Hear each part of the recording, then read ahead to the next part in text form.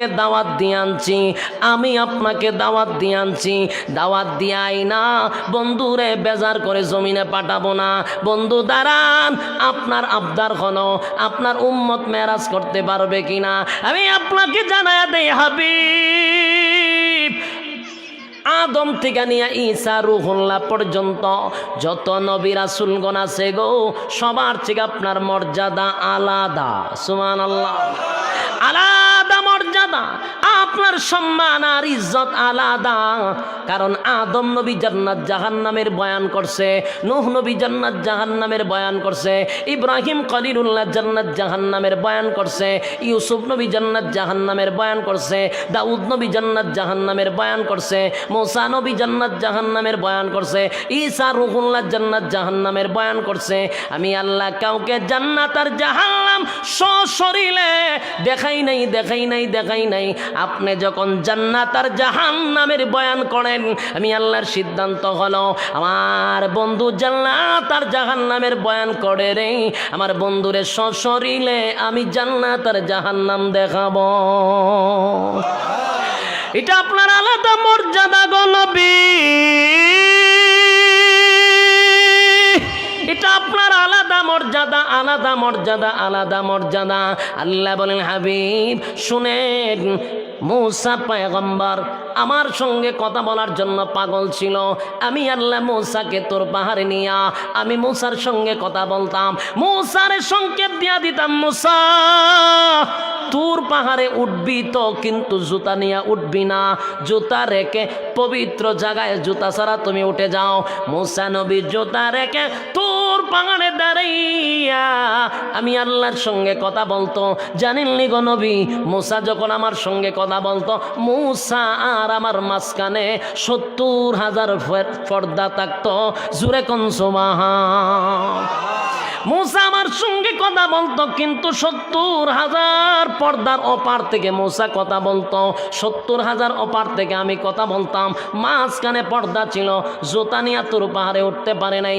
কিন্তু হাবিব আপনাকে যখন আমি স্পেশাল বোরাকে উঠাইলাম, আমি জিব্রাইলকে বলছি সাবধান সাবধান, আমার বন্ধু যেন জুতা মোবারক না খুলে, আমার বন্ধু যেন জুতা না খুলে গো। বন্ধুর জুতা লইয়া যখন আপনি 7 আসমান টপকাইলেন, সিদরাতুল মুনতাহা জুতা খুলতে দেই নাই, আরশে আজিম জুতা আপনার খুলতে দেই নাই গো হাবিব।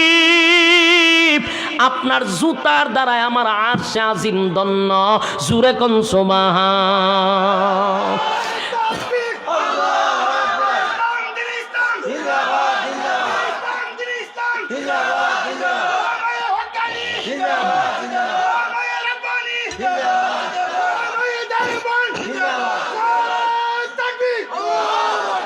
আল্লাহর হাবিবের জুতার দোলার দ্বারা আরশে আজিম দন্য হয়ে গেল। ঠিক জানেননি, এটা আপনার আলাদা মর্যাদা, আলাদা মর্যাদা, আলাদা মর্যাদা। তাই আপনি বেজার হইয়া দুনিয়ায় যাবেন, আমি আল্লাহ এটা বরদাস্ত করি না। এবার আল্লাহ ঘোষণা দেয়, হাবিব আপনার যেমন আলাদা মর্যাদা, আপনার উম্মতেরও আলাদা মর্যাদা। সুবহানাল্লাহ। আমি আপনাকে 5 ওয়াক্ত নামাজ দিলাম গো নবী, 5 ওয়াক্ত নামাজ নই আপনার উম্মতের কাছে নিয়ে যান। আপনার উম্মত যখন 5 ওয়াক্ত নামাজ পড়বে, আমি আল্লাহ ঘোষণা দিলাম আপনার উম্মতের সঙ্গে আমার 5 বার মেরাজ হবে। খুশি না বেজান? 5 ওয়াক্ত আপনার সঙ্গে মেরাজ হবে হাবিব। আপনার উম্মতের সঙ্গে 5 বার মেরাজ হবে। শুধু তাই নয়, আমার সঙ্গে মূসা কথা বলতো, 70,000 পর্দা মাঝখানে থাকতো। আপনার উম্মত যখন আমার কুদরতি পায়ের সামনে দাঁড়াবে, আমি আল্লাহ আপনাকে ঘোষণা দিয়া দিলাম আপনার উম্মত আর আমি আল্লাহর মাঝখানে কোনো পর্দা থাকবে না। একটা জবান বন্ধ রাখবেন না। আল্লাহু আকবার। আরো জোরে বলেন আল্লাহু আকবার। আল্লাহ বলেন হাবিব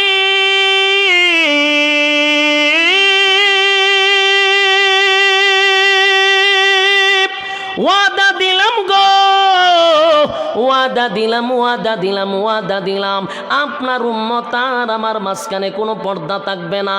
উম্মত যখন দাঁড়াবে ওয়াদা দিলাম আমি আল্লাহ আমার বন্দার পাশেই থাকবো পর্দা ছাড়া। এটা আপনি নবীর উম্মতের আলাদা মর্যাদা। যুবক ভাই এবার লক্ষ্য করে শুনুন, রব্বে কারীম মেরাজ উম্মতকেও ব্যবস্থা করে দিল, নবীর আসমানে উঠাইয়া মেরাজ করাইল। আর আল্লাহ বলেন উম্মতের জন্য মেরাজ হবে জমিনে, তাও দিনে 5 বার। কিসের মাধ্যমে? নামাজের মাধ্যমে। বলুন কিসের মাধ্যমে? নামাজ এত গুরুত্বপূর্ণ, এত গুরুত্বপূর্ণ নামাজ। আমি নামাজের আলোচনা করলে এখন আরো 2 ঘন্টা চলে যাবে, তাই আমি সংক্ষেপ করে 4টা বিষয় তো বলতে হবে, তাই আমি এখানে সংক্ষিপ্ত করে দিলাম। আর একটা বিষয়